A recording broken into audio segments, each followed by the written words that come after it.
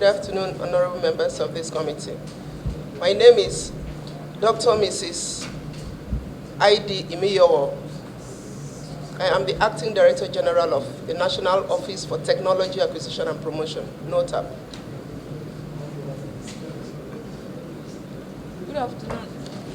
Good afternoon, Honorable Chairman and the other members of the committee.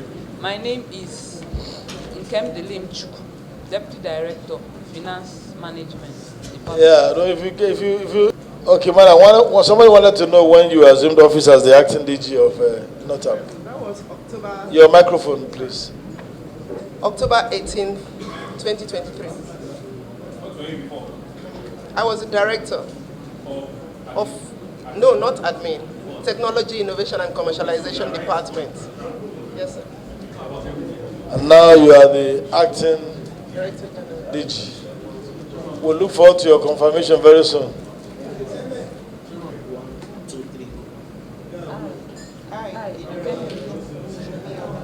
Do solemnly swear that the evidence I shall give before this committee and all the documents that I will present before the committee shall be the truth, the whole truth, and nothing but the truth. So help me God. I know you also have the Auditor General's query for your agency. I would like wish you just take both together so that you don't do. No, don't worry. If you are not prepared for the other one, it's fine. I'm just suggesting so that we don't keep inviting you. You know, if you're not ready for the Auditor General's query. I'm not ready, sir, because we don't have the copies with us. Oh, Otherwise, okay. we have. But I know you have submitted. Yes, sir, we have. Yes, I saw copies of. Do you want us to give you a copy or you want to take your time? No, please, let them decide. If you want to take your time to come for that one. Yeah. I think we may be able to attend to that. All right. If we have the copies. So, Secretariat, please look for the submission of this agency on the 2020 Auditor General's query so that they can just take everything together once and for all. So let's start off with Remita. We have your submissions. You may just wish to adopt your submission and give us the major highlights of the transactions your agency did on behalf of government within those years. NOTAP is a technology office. So we register technology transfer agreements. And each agreement that is presented to the office, whoever presents it, the companies that present it are expected to pay. So we call it registration fee. There are different types of fees outlined here for revenue. The first one is registration fee. The next one is the presentation fee. And then we have the penalty fees. Then we sell some of our publications. And then we have the tender fees. That is, or those are the sources of our revenue generation for the office. May I, at this stage, Mr. Chairman and honorable members, crave your indulgence to allow the accountant to make the presentation, please. Please, she can do that. Thank you, sir. Madam Accountant, this time around you will speak louder. Draw the microphone closer. No. Yes, there. Okay. So from page 1, we have the gross revenue generated by the office. It's supposed to be from 2015 to 2022, but we couldn't generate the statement because I just realized when we came here, when we asked Remita, they said it's archived. So we were able to generate 2019. Just a moment, please. You needed to rely on Remita to generate the. Yes, we thought that if we go to the system, we will just put in the year and it will generate the statement Yes. for those years. But when we did that, nothing came up. Yes, nothing came up. So we couldn't produce a statement to be able to give you the gross for these years, 2015 to 2018. Just a moment. So the gross revenue you have there for penalty fees, for example, as an example, 8,169,000. That's not inclusive of those years you just mentioned? Yes, in our own report, we don't have it. We don't have the gross. Which one is in your own report? This is your report. This is your submission. This is our submission. If you Yes. go to page, Just wait. We want to know. Let's have a foundation first. The figures you are giving us now, Yes. all the figures you are giving us are from which year? 2015 to 2020. Uh-huh. Yes, but what I'm saying is, in your letter, you asked for the gross revenue, Yes. the net revenue. Yes. So I'm saying that in our statements, in the page 1, we don't have the gross. But on page 2, we have what we generated in full for each of the years from 2015 to 2022. So if So does it mean that, madam? so this is the Madam. this is, Does it mean that you rely only on the remitter generation? no, What about the CBN statement? What about your cash book? No, we have. That's what I'm saying. So that's what I'm saying. Page 2 is everything we generated in each of the years from 2015 to 2022. The net. That is the net.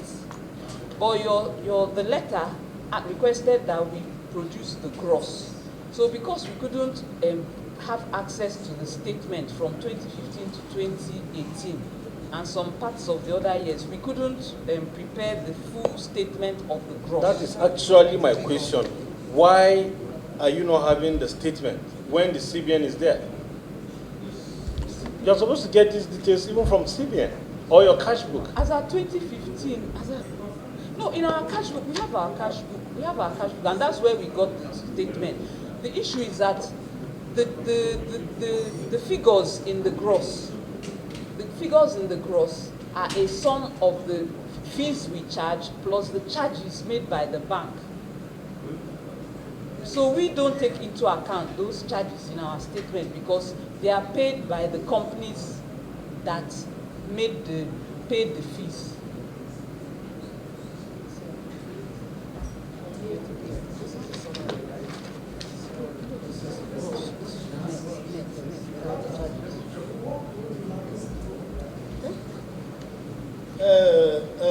Madam, when did your agency start collecting revenue through remitter? 2015. 2015 When TSA came up, that's when we started. was when you were also onboarded. Yes. Okay, but the columns for your remitter generation for 2015 to 2018, they are blank on your document. Yes, because they told us that we are supposed to write and request for.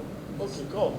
But when you go to, there's another part of your document now where you have IGR performance.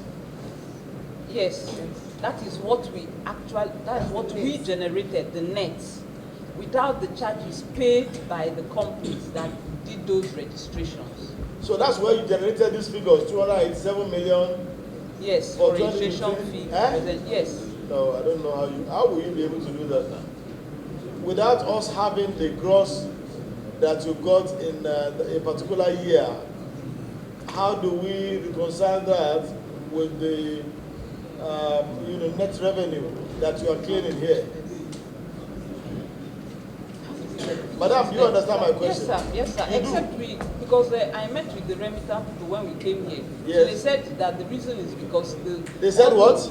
They said that the information has been archived. That's why we can't access it. So we should write them. They will generate the information for us. Okay, in whatever way you will find it, it's just for us to have it. Abi? Because without it, how do we? See your submission. 00 Yes, for registration, 0 for yes. penalty fees, sales of publication. Yes. Yet you give us some figures here. So if you have 00 on this one, how did you arrive at the 287 million, 363 million, 450 million, 2017 and so on? Look. What honorable colleagues, I don't know, what do we think? Use the microphone, sir. I think I would advise they should go back and get the details of the record from 2015, 2016, 2017, 2018 to 2019 to proper records, sir.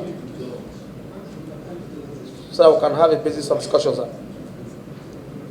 Can I say something? This is from Kasi. The net.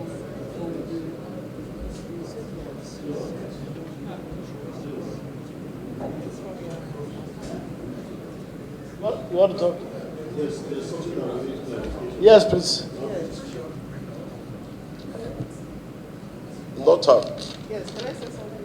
Yeah, I want you to look at your page 1 and page 2 of your document. Does page 1 has a relationship with page 2? Yes. If it does, the figure here doesn't seem to go. Do you have any clarification for that? Because, for example, let me check. When you check 2015 to 2018, there's just no entry here. But when you get here, there are entries. And when you get to 2019 again, the figures here doesn't really add up to what we have in 2019. For page 2.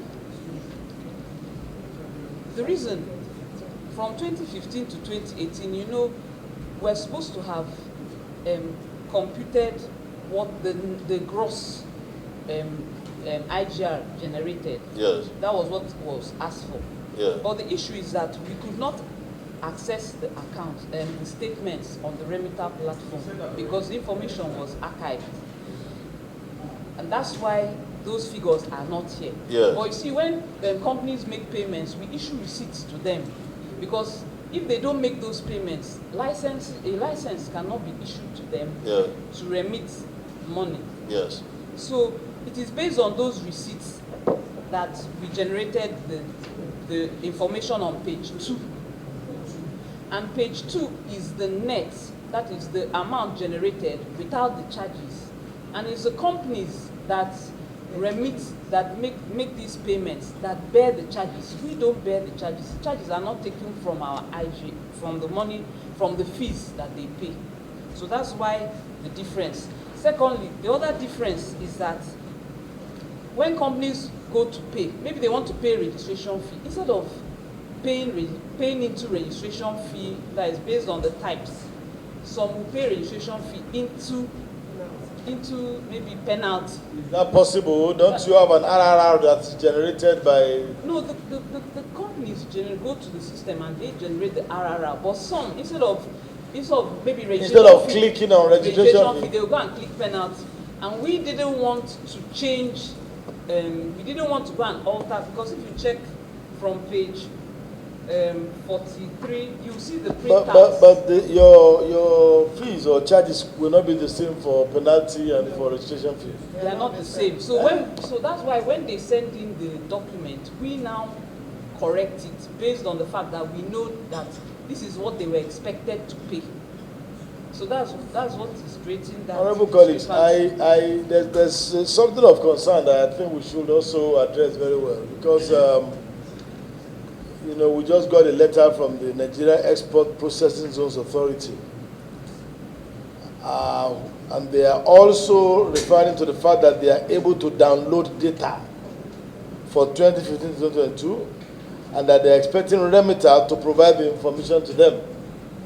I don't know how appropriate it is for these MDAs to have to make recourse to Remita for a record of fees or collections that they made on behalf of the federal government of Nigeria within the years under investigation. So if the MDAs need to make recourse to Remita and the banks have to make recourse to Remita for the same data, I don't really understand. Already we have the data from Remita, and we expect to have independent data from the MDAs and the banks so that we can do our reconciliation. But now you find the banks and the MDAs writing in that they have to make record, that they're expecting Remita to provide them with information on how much was generated by them in the years. This I don't know. These are issues I think we should deliberate on.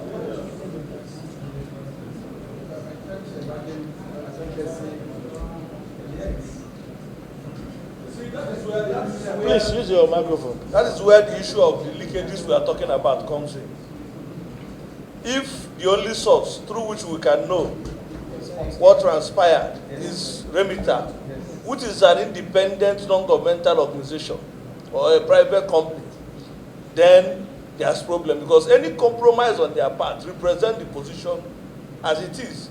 Ordinarily, it could have been a situation where we are juxtaposing whatever we have gotten from them from the real source, and the source is the FDAs that make these payments, that generate this revenue or that remit these revenues.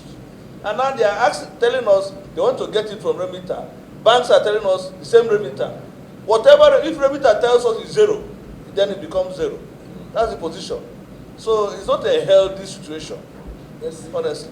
Secondly, Mr. Chairman, the letter from Nigerian Export Processing Zone, is it for all the years?